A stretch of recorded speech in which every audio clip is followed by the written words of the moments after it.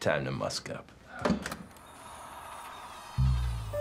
Wow. So today I want to review one of my favorite flankers from one of my favorite lines as far as designers are concerned. I did a video on it before, but it wasn't a review. It was basically telling people that the 75 ml versus the 100 ml is basically the same fragrance. It hasn't been reformulated. The formula codes are exactly the same. That fragrance has not been reformulated, and the formula codes say it. The fragrance was released in 2014. So I'm going to show you two presentations, and that is the 75 ml. And I didn't use much of it. I stopped using it because I started using this one. Now, it technically doesn't really matter because they are the same, but the difference is now is that there is more fragrance in here, and on the secondary market, this one is basically fetching about $300, $350. Probably at this point, it may be even like $400, because even the secondary market, this one is hard to get, and it's going for about $250. I found these both on fragrancebuy.ca. What I basically did was put my email in, and anytime it came in stock, it would warn me, but you would have to move really quick because they basically would sell out within the hour or two, because I'm not the only one that has my email plugged in. So as you can see, what they actually did here that I liked was they kept the 75 ml bottle the same height as all the other 100 ml bottles, because as you can see here, there's a little black piece that's sitting on top of the glass, that sits in between the glass and the cap to kind of raise it up and give it the same height. And I love this bottle. Very modern, very masculine.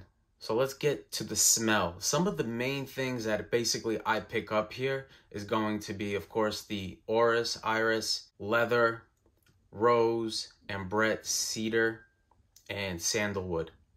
So as soon as I spray this on, it's evident that you get hit with the orris and that industrial 3M choppy, scratchy leather note. I'm assuming it's amberwoods, which is also why I think people, or Fragrantica has oud listed, because amberwood kind of gives you that effect of smoked woods, which this does have. The leather does have that effect in here as well. Kind of leathery, smoky, and rosy. I do get some rose touches. Now, another thing I do want to mention that I get here is the ambrette. I think the ambrette here is big.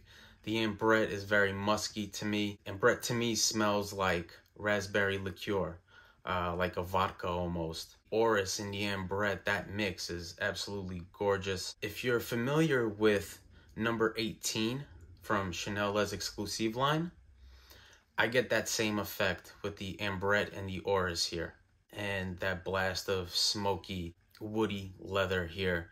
Big dose of ISOE Super, which adds this kind of this choppiness. I definitely get a little bit of sandalwood, which kind of makes it a little bit smoother towards the dry down especially. And the orris butter is aiding in that as well. It's that leather, that scratchy leather with the rose is up here with the orris down here, because you do get a little bit of the orris and the woodiness, but as soon as that smoky leather starts to die down, you start to get more of the orris, and that's when it starts to smell more and more like the original Dior Homme fragrance. I know a lot of people say that this is niche quality. I don't know what that means, really. One thing I do want to say, though, is that this fragrance here is definitely Dior Privé quality, Chanel exclusive quality, private blend quality. Now, don't listen to me, Dior, if you ever see this, or LVMH, but don't put it in this bottle, although it easily could. I mean, people already pay $250 for this on the second market, and this is 100 ml. This is 125 ml and 250 ml. That retails for $300. So I think people would buy this up at 300, 125 ml all day long. But don't do that. But that's how good this is. But like I said, there's something about this fragrance. It almost became, well, it is basically a cult classic. It's almost like in the levels of something like Aventus, right? Everyone's all over it nowadays. I don't know how it happened exactly. My guess is that Sebastian used to talk about this a lot. And right around that time is when this fragrance really took off. Because in the beginning, if you look at some older reviews of Dior Homme Parfum, people weren't saying good things. I mean, I think Fragrance Apprentice wasn't saying the best things. I think Fragrance Bros wasn't saying the best things. But then somehow this turned into a bro fragrance, oddly enough. But regardless, it's really good. I don't think it's my favorite from the line. Personally, Dior Homme Intense is the one that does it for me. But after that, I would say is Dior Homme. I still prefer the black stem over the silver stem. Sorry, I just find it more masculine, more woody, more vetiver, in my opinion, than this.